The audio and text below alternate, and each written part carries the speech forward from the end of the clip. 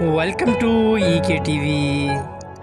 Today, a moderate magnitude earthquake was occurred in Bulgaria.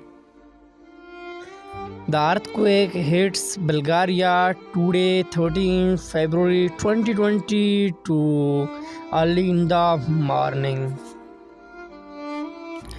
US Geological Survey is the first agency to report this quake, and German Research Center for Geosciences is the second agency to report this quake with the same magnitude.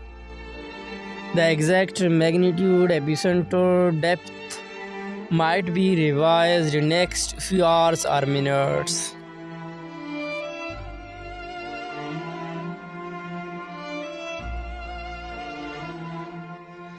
At the end, please subscribe our YouTube channel for more updates.